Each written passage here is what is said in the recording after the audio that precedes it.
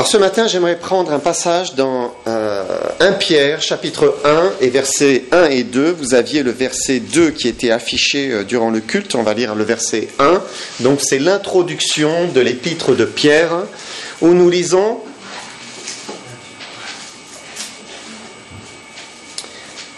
Pierre, apôtre de Jésus-Christ, à ceux qui sont étrangers et dispersés dans le Gard, dans l'Hérault, dans l'Aude, les Pyrénées-Orientales, et qui sont élus selon la prescience de Dieu le Père, par la sanctification de l'Esprit, afin qu'ils deviennent obéissants, et qu'ils participent à l'aspersion du sang de Jésus-Christ, que la grâce et la paix vous soient multipliées. Bon, j'ai un petit peu changé, actualisé, mais finalement, si Pierre avait écrit cette épître à notre époque, il aurait écrit ça, puisque nous sommes les païens modernes de l'Occitanie. Et c'est merveilleux comment la parole de Dieu est riche. Ici, c'est juste l'introduction de la lettre. C'est 2 petits versets, une introduction, voilà, que la grâce et la paix vous soient multipliées. Mais dans cette introduction, eh bien, on voit la richesse de la parole de Dieu, puisqu'on voit le grand Dieu trinitaire qui est exalté dans son œuvre de salut, puisqu'il nous est parlé ici de Dieu le Père, de Dieu l'Esprit et de Dieu le Fils. Les trois œuvrant ensemble dans un parfait accord pour nous sauver de nos péchés. Parce que Dieu est à la fois un Dieu unique, il est le seul Dieu, il n'y en a point d'autre. Ça, c'est très clair. Les Israélites, vraiment, sont très scrupuleux sur cela, et ils ont raison, puisque c'est le Shema, vous avez entendu parler, le Shema, c'est le premier mot d'un verset du Deutéronome chapitre 6, verset 4, où il dit: Shema Israël, Yahvé Eloheinu, non, Yahvé Adonai Eloheinu et Adonai Echad. Je pense que c'est ça. Et donc, c'est: écoute, Israël, l'Éternel, notre Dieu, est le seul éternel. Voilà, il est le seul Dieu. Il n'y a pas plusieurs dieux. Non, il n'y a qu'un seul Dieu. Il est un, il est unique. Mais au sein de ce Dieu unique, il y a une pluralité de personnes. C'est une réalité. Et c'est le sujet que j'aimerais aborder ce matin, c'est la nature de Dieu. La nature trinitaire de Dieu. Alors certains vont objecter, ils vont dire: ah, mais la Trinité, c'est pas dans la Bible. Le mot Trinité n'existe pas dans la Bible, il ne faut pas l'employer. Mais on emploie des mots pour expliquer, voilà, des concepts, des vérités, des idées qui sont abstraites. Et on va utiliser toutes sortes de mots pour essayer de mieux comprendre ces vérités. Par exemple, on va dire que Dieu est omniscient. Mais est-ce que omniscient, c'est dans la Bible? Vous voyez, le mot omniscient, il n'existe pas dans la Bible. Mais on va expliquer que voilà, Dieu sait tout, sur tout, en tout temps. Il est omniscient. Et voilà, on explique les choses avec des mots qui ne sont pas forcément dans la Bible. Et de la même manière, eh bien, rien ne nous empêche de dire que Dieu, eh bien, est une trinité, puisqu'on le trouve, encore une fois, dans la parole de Dieu. Par exemple, dans le texte que nous venons de lire, eh bien, il nous est parlé du Père, il nous est parlé du Fils, et il nous est parlé de l'Esprit. Les trois sont mentionnés clairement. Et il y a plein d'autres versets qui le mentionnent. Ça serait trop long de citer et de lire tous les versets, mais j'aimerais juste en prendre un qui est très très clair. C'est Matthieu 3, versets 16 à 17, où nous lisons Matthieu 3, versets 16 à 17. Dès que Jésus eut été baptisé, il sortit de l'eau, et voici les cieux s'ouvrirent, et il vit l'Esprit de Dieu descendre comme une colombe et venir sur lui. Et voici une voix fit entendre des cieux ces paroles: celui-ci est mon Fils bien-aimé, en qui j'ai mis toute mon affection. Et là, nous avons 3 personnes, 3 entités qui se manifestent ensemble en même temps. Jésus est là physiquement, il est présent. L'Esprit est là avec lui, et on peut dire physiquement puisqu'il se manifeste sous la forme d'une colombe. Il est là, présent en même temps. Et puis, enfin, il y a cette voix, la voix du Père. Donc, le Père se manifeste d'une manière audible, cette voix qui vient des cieux. Et donc, on a bien ici 3 personnes qui sont en même temps sur la même scène. Toutes les 3. Et on ne peut pas, par exemple, dire que Dieu se manifeste parfois en tant que Père, parfois en tant qu'Esprit, parfois en tant que Fils, et que ce serait finalement une seule personne qui parfois apparaît comme ceci ou parfois comme cela. Ici, cette scène du baptême de Jésus nous montre que non, ils sont trois distincts, mais ils ne forment qu'un, un Dieu unique. Et on peut remonter, dans toutes les Écritures on le voit, on remonte dans la Genèse. Genèse 1, verset 26. Qu'est-ce que nous lisons ? Genèse 1, verset 26. Puis Dieu dit, faisons l'homme à notre image, selon notre ressemblance, et qu'il domine sur les poissons de la mer, sur les oiseaux du ciel, sur le bétail, sur toute la terre, et sur tous les reptiles qui rampent sur la terre. Et cette première personne du pluriel, quand il dit « faisons », eh bien ça révèle la pluralité au sein de la divinité. Ils sont plusieurs, puisqu'ils disent « faisons ». Dieu n'a pas dit « je fais l'homme à mon image ». Non, faisons. Faisons l'homme à notre image, selon notre ressemblance. Plus tard, après la chute, Dieu va dire « voici l'homme est devenu comme l'un de nous. » Un de nous. Nous sommes plusieurs. Mais il est devenu comme l'un de nous. Et là encore, on voit la pluralité ici. Et on remonte même encore plus loin. On va au premier verset de la Bible, Genèse 1:1. Au commencement, Dieu créa les cieux et la terre. Et vous savez que Dieu ici, c'est Elohim. En hébreu, c'est un pluriel. Si ça avait été un singulier, ça aurait été Eloah. Mais là, c'est Elohim. Donc c'est Dieu, pour nous en français, c'est Dieu pluriel, avec un X. Nos Bibles ne mettent pas le X, parce qu'on a conscience que Dieu est un, mais c'est une pluralité, encore une fois. Et donc, dès le premier mot de la Bible, Dieu nous montre sa nature. Il nous montre qui il est. À la fois unique et à la fois pluriel. Et la Bible l'affirme depuis l'origine.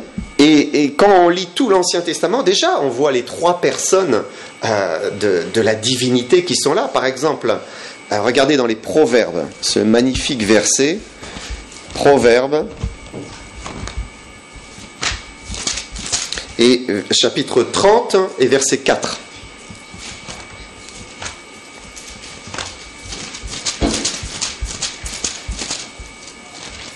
Où nous lisons « Qui est monté aux cieux et qui en est descendu ? Qui a recueilli le vent dans ses mains ? Qui a serré les eaux dans son vêtement ? Qui a fait paraître les extrémités de la terre ? Quel est son nom et quel est le nom de son fils ? Le sais-tu ? » C'est admirable. Admirable. Un verset, là, en hébreu, dans l'Ancien Testament, qui nous parle du Fils de Dieu. Et Jésus-Christ n'était pas encore né physiquement dans un corps d'homme, mais il existait déjà là. Il était dans l'arrière du décor et il était en train de préparer déjà toute chose avec le Père et avec l'Esprit. Et ce Dieu unique, mais trinitaire, était en train de préparer le salut de l'humanité. Et quand le moment était venu, le Fils est descendu dans une chair comme la nôtre, il s'est manifesté au monde, il a reçu l'onction invisible, l'onction du Saint-Esprit, et puis il a entendu cette parole audible du Père éternel.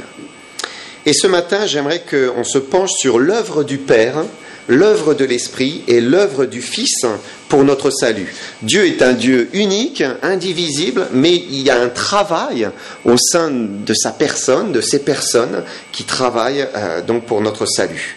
On va regarder d'abord quelle est l'œuvre du Père et on va reprendre 1 Pierre chapitre 1 verset 2. Là, nous lisons, Pierre nous parle de ceux, il dit, qui sont élus selon la prescience de Dieu le Père. Donc, Pierre adresse sa lettre à ceux qui ont été élus.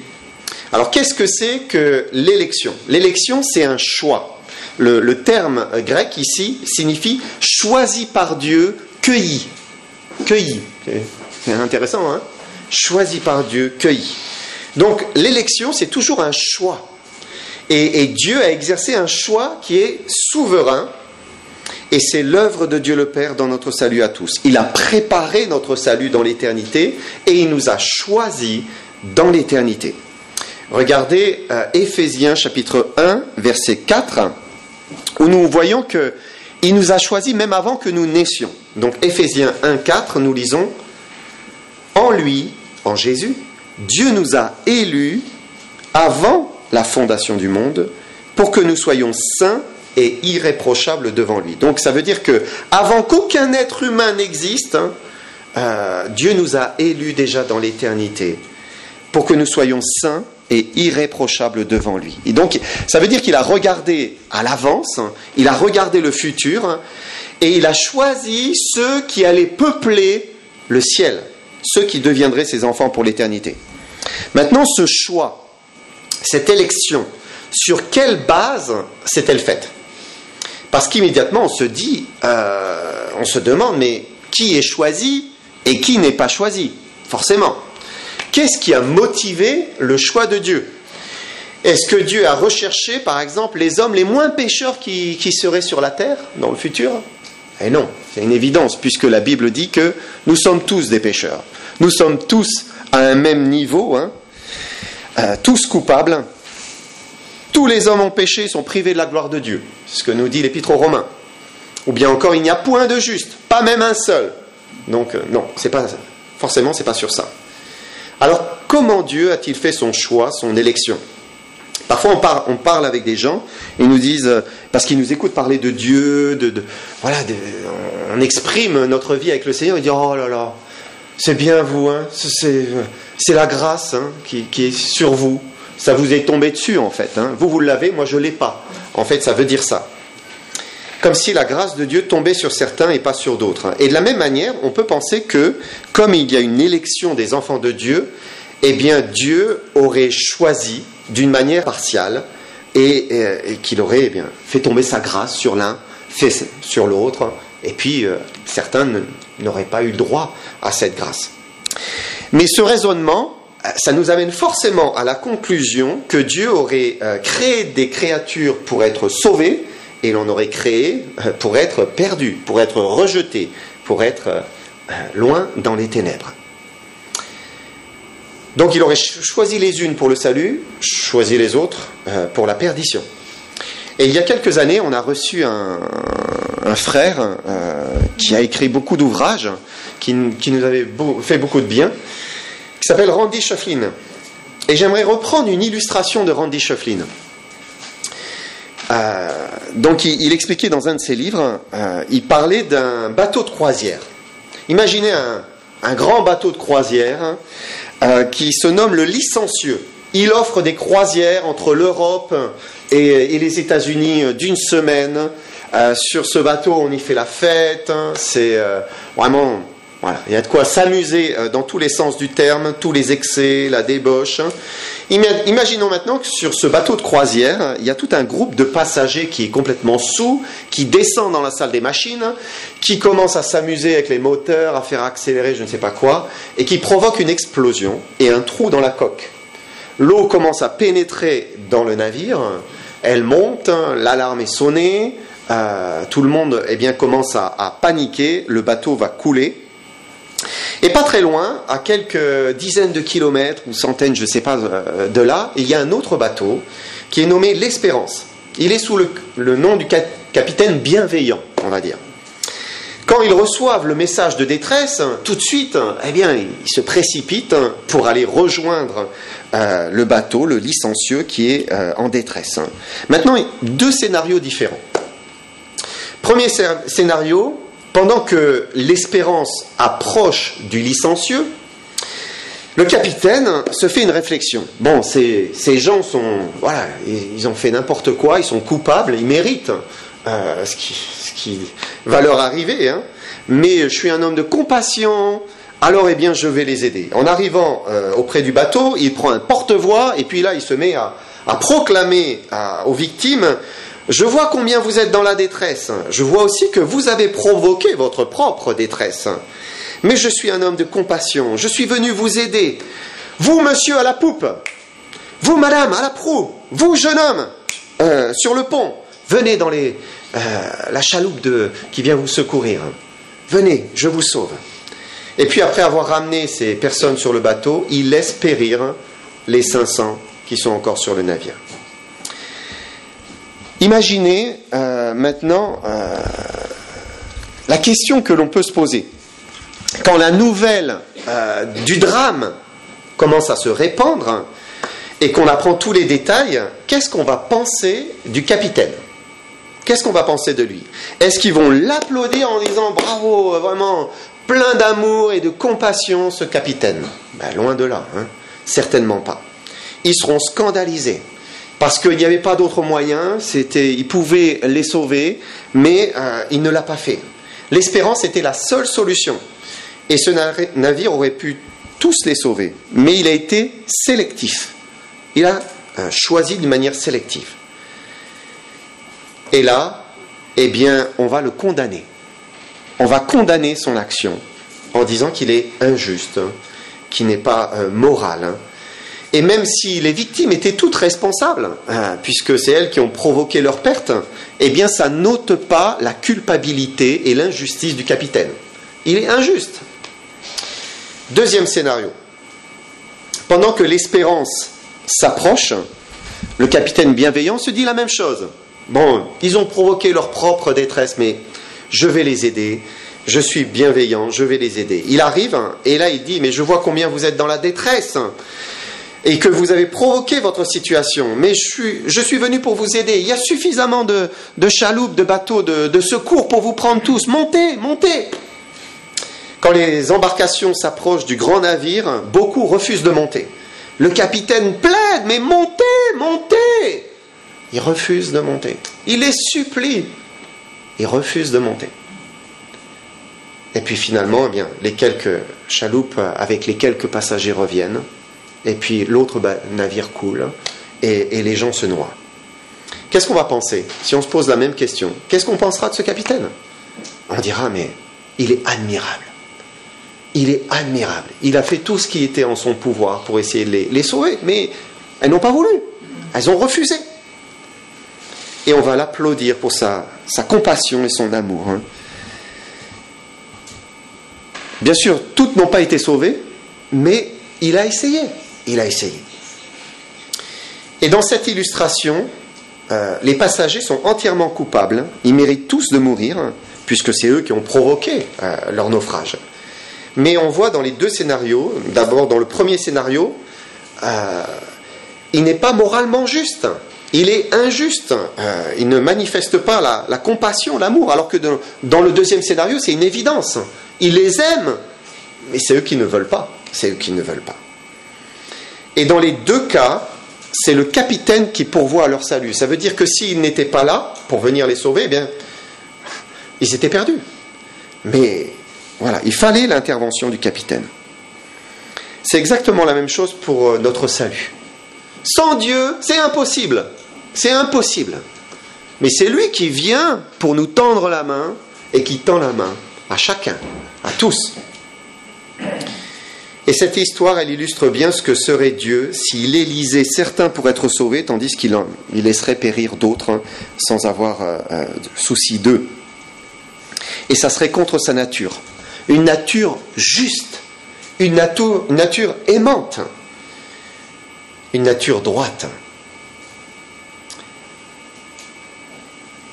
On voit aussi dans le second scénario le résultat d'un Dieu qui est plein de grâce et qui appelle chacun pour être sauvé. Et ça nous renvoie à ce passage dans Timothée, quand l'apôtre Paul dit que Dieu, notre Sauveur, veut que tous les hommes soient sauvés et parviennent à la connaissance de la vérité. Il veut tous les sauver.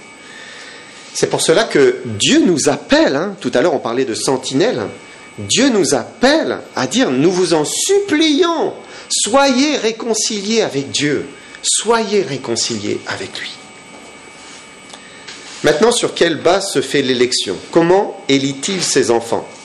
Quand on reprend 1 Pierre chapitre 1 verset 2, nous lisons que Pierre adresse son épître à ceux qui sont élus selon la prescience de Dieu le Père.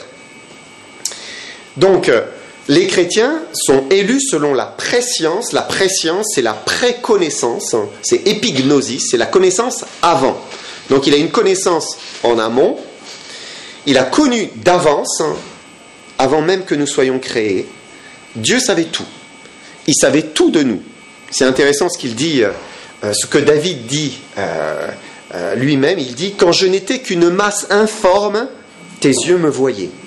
Sur ton livre étaient tous inscrits les jours qui m'étaient destinés, avant qu'aucun d'eux n'existe. » Et Dieu connaissait déjà le futur roi David, il connaissait tout de lui, il connaissait le nombre d'années qu'il vivrait, il savait quels seraient ses futurs choix, son attitude de cœur. Il connaissait son attitude de cœur. C'est aussi pour cela qu'il se l'est choisi. Je choisirai un homme selon mon cœur.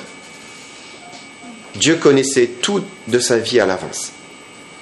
Et l'élection, elle est basée sur une connaissance à l'avance. Dieu sait à l'avance.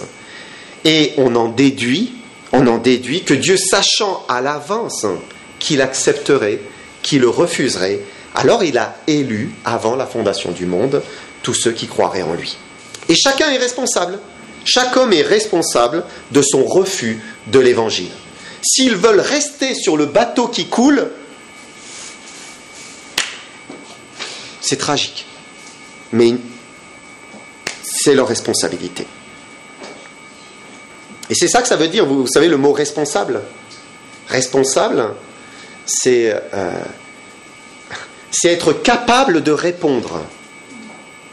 Si je ne suis pas capable de répondre à l'annonce de l'évangile, je ne suis pas responsable.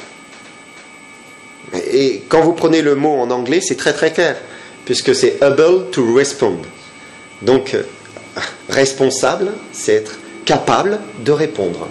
D'ailleurs, parfois, on dit cet homme est irresponsable. Voilà, on va le mettre dans un hôpital. Il n'a pas été capable de répondre de la bonne manière. Donc, soit l'homme est responsable et il est capable de dire oui ou non, soit il est irresponsable.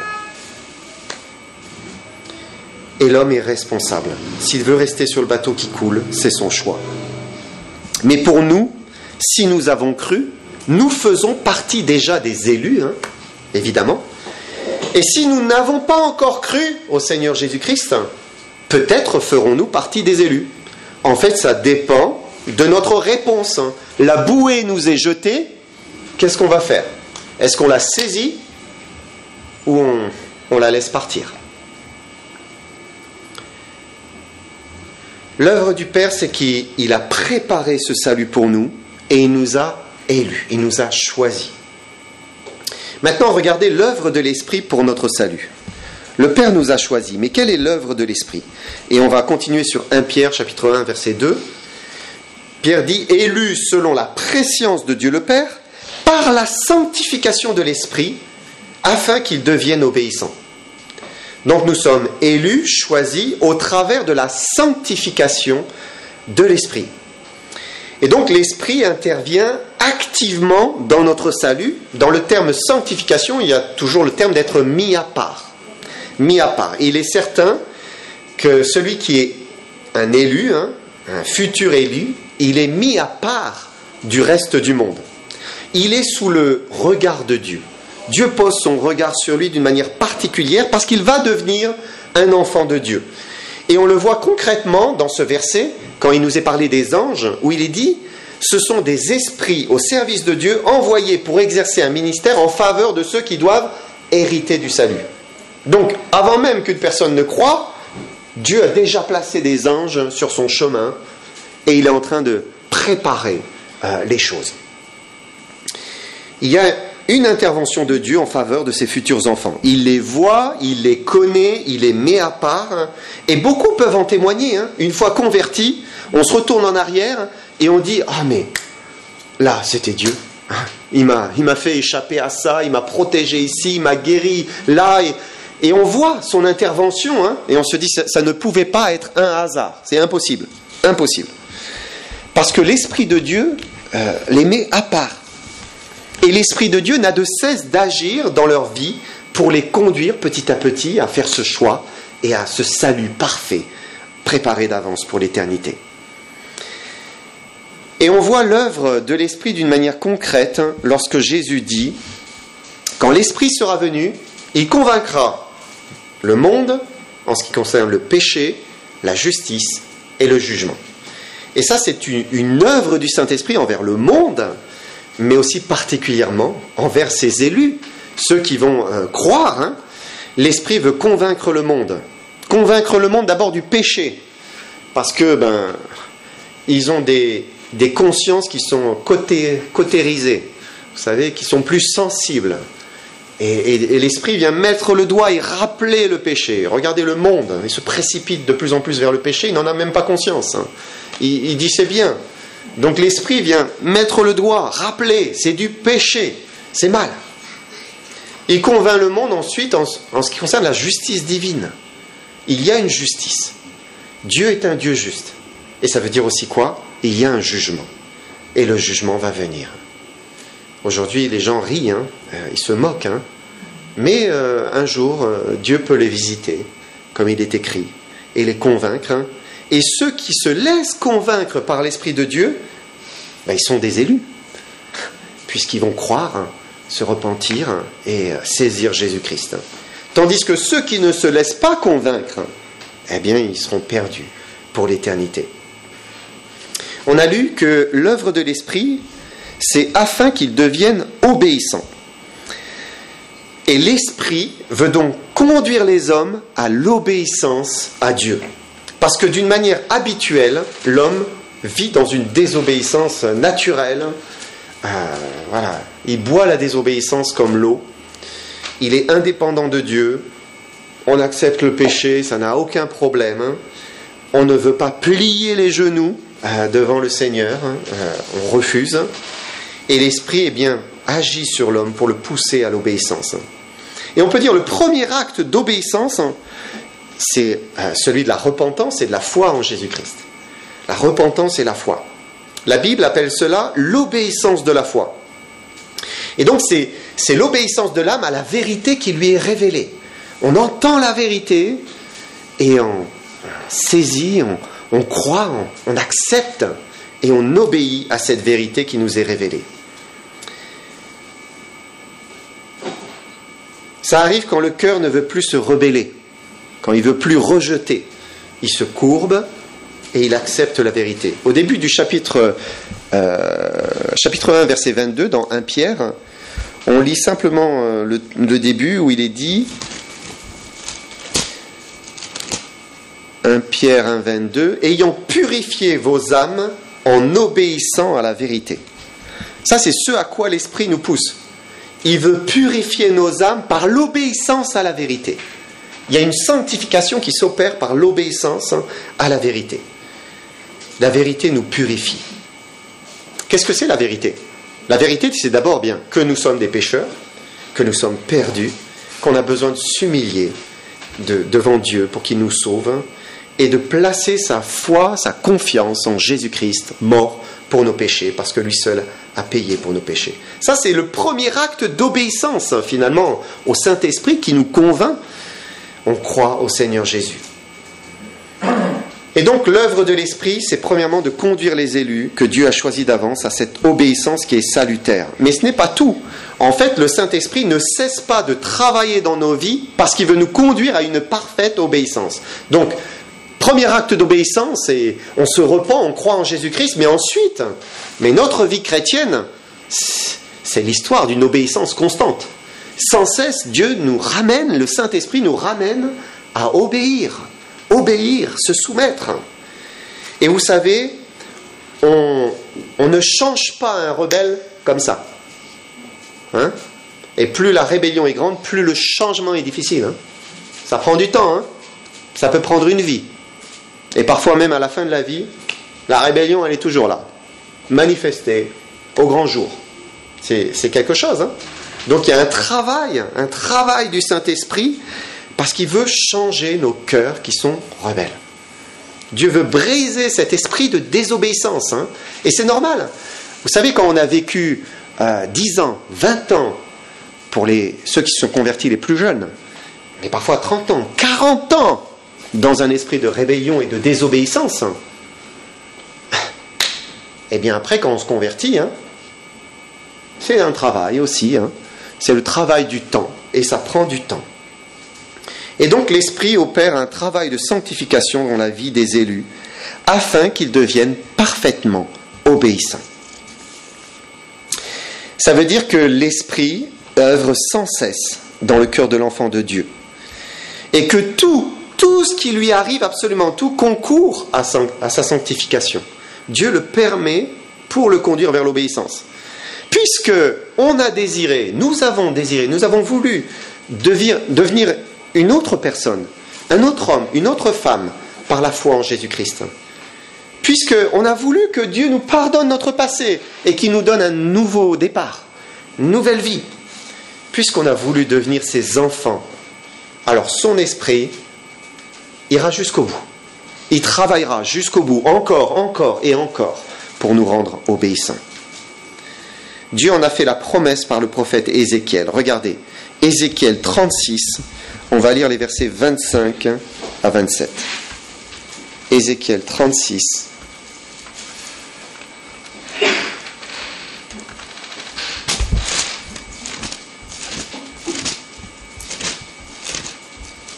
« 25 à 27.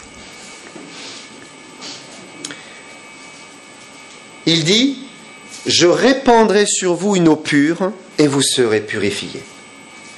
Je vous purifierai de toutes vos souillures et de toutes vos idoles.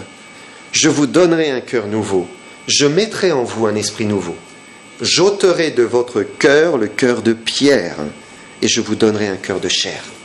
Je mettrai mon esprit en vous, et je ferai en sorte que vous suiviez mes ordonnances, et que vous observiez et pratiquiez mes lois. » Et donc, l'Esprit de Dieu fait en sorte qu'on devienne obéissant, qu'on pratique ce que Dieu nous demande. Et comme un enfant dans une famille, un petit enfant ne peut pas s'extraire de son foyer familial, parce que ses parents veulent le faire obéir, voilà, il y est et il y restera, jusqu'à sa majorité, au moins. Et bien de la même manière, si on est des élus, sauvés, on ne va pas s'extraire. Dieu nous conduira vers une obéissance. Il nous éduquera. Il le fera par les circonstances. Il ira jusqu'au bout parce qu'il nous aime. Il nous aime. Même si c'est long, il le fera. Même s'il permet des choses douloureuses, il le fera. Même si parfois aussi, il nous laisse suivre notre propre chemin de désobéissance. Parce qu'il sait que ça sera salutaire. Que finalement, eh bien, quelque chose se passera qui nous ramènera. Et même si parfois, il peut nous mettre une fessée, parce qu'il peut aussi le faire. Il nous aime, alors il le fera. Parce que le salut, c'est pas simplement échapper au naufrage du navire, mais c'est devenir un citoyen du ciel. C'est devenir un fils ou une fille du Très-Haut, du Dieu 3 fois saint. Un frère de Jésus-Christ. Ça veut dire quelqu'un de parfaitement obéissant. Parfaitement. En tout le temps. C'est ça, être un enfant de Dieu. Maintenant, on peut voir l'œuvre de Christ pour terminer. Quelle est l'œuvre de Jésus-Christ ? Son œuvre, elle est bien sûr primordiale, elle est indispensable, elle est essentielle. On ne peut pas faire sans. Sans Christ, le salut n'aurait jamais été possible. Sans lui, l'homme n'aurait jamais pu être sauvé de ses péchés, parce que toute la volonté du Père pour nous sauver aurait été impuissante, parce qu'il ne peut pas trahir sa justice. Il est parfaitement juste, obligé de juger le péché. Sans Christ, ce n'était pas possible. Et l'œuvre de l'Esprit aurait aussi été inutile sans son intervention, sans l'intervention de Jésus-Christ, parce que nous convaincre de péché pour nous repentir, c'est bien, c'est très bien, mais ça ne sauve pas. La repentance seule ne sauve pas. Vous savez, il y a plein de repentis. Il y a des gens, ils font des choses horribles, et parfois on les appelle les repentis. Il y a même eu un repenti qui n'était pas vraiment repenti, qui est retourné en prison. Mais voilà, être repenti, la preuve, ça ne sauve pas. On peut être désolé d'avoir fait ce que nous avons fait, et pourtant périr, être jeté loin dans l'éternité. Non, ce qui sauve, c'est la foi en Jésus-Christ. La repentance, oui, mais la foi en Jésus-Christ. Jésus-Christ, c'est le cœur de notre salut. C'est la pierre de touche, c'est le fondement. Tout repose sur sa venue dans le monde. Pour reprendre l'illustration du navire L'Espérance, on peut dire que le capitaine bienveillant de ce navire, c'est Jésus-Christ. C'est lui qui est descendu, c'est lui qui est venu. Il est l'arche, il est notre chaloupe, et il nous dit « Monte, monte !» 1 Jean, chapitre 4, versets 9 à 10.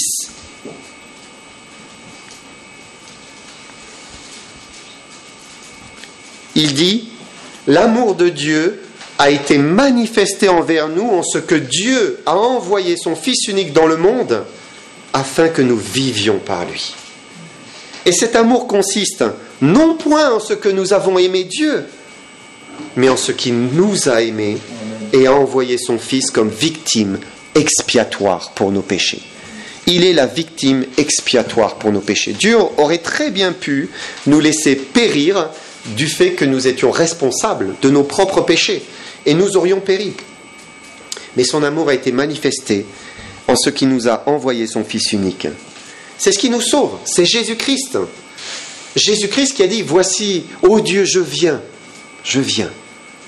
pour m'offrir en sacrifice pour ces hommes coupables. » Il a accepté de s'incarner, il s'est approché de nous au plus près, il est mort pour nous, et il est devenu la victime expiatoire. Il a fait l'expiation. Qu'est-ce que l'expiation ? L'expiation, c'est l'action par laquelle on répare, par la peine qu'on subit, un crime, une faute quelconque. Et Jésus a réparé notre crime par la croix. Il a réparé notre crime devant Dieu. La communion avec Dieu était brisée à cause de la chute dans le péché. Notre navire était à la dérive, mais Christ a réparé la communion. Il est le trait d'union. Christ est le trait d'union entre nous et Dieu. Voilà, il fait la liaison. Il est celui qui nous sauve. Est-ce que l'homme va répondre à son appel ? Est-ce qu'il va saisir son invitation à monter dans la chaloupe ?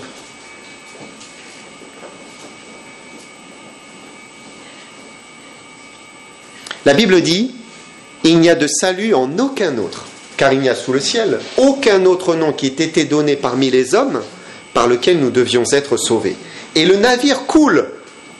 Le monde coule. Le monde coule. On va tout droit vers la perdition, c'est certain. Et si on fait un tour d'horizon, si on regarde tout autour, on voit qu'il n'y a réellement de salut en aucun autre. Il n'y a personne d'autre qui puisse nous sauver. Il n'y a aucun navire, aucune chaloupe, aucun bateau de secours, si ce n'est Jésus-Christ. Il est le seul qui est payé pour nos péchés. Et donc notre salut dépend uniquement de notre réponse à son appel, de la foi que nous placerons dans son œuvre expiatoire, dans sa mort pour nos péchés. Est-ce que l'homme veut obéir à la vérité ? Est-ce qu'il veut changer de navire et changer de vie, changer de destinée ? Alors je termine. Le Père, le Fils et le Saint-Esprit travaillent à notre salut depuis l'origine. Avant toute chose, Dieu nous aime, il a tout préparé d'avance. Maintenant, il ne nous est pas demandé de comprendre tout de la Trinité de Dieu. Pas du tout, hein. On n'a pas besoin d'être un théologien de la divinité pour être sauvé. Non. Simplement croire, c'est tout. Croire que Dieu le Père a envoyé Dieu le Fils mourir pour nous. Et alors Dieu l'Esprit va nous faire naître de nouveau. Et nous deviendrons un enfant de Dieu. Nous serons sauvés par la grâce. Et là, nous serons en sécurité. Même si le monde part à la perdition, eh bien, nous serons en sécurité. Que le Seigneur vous bénisse.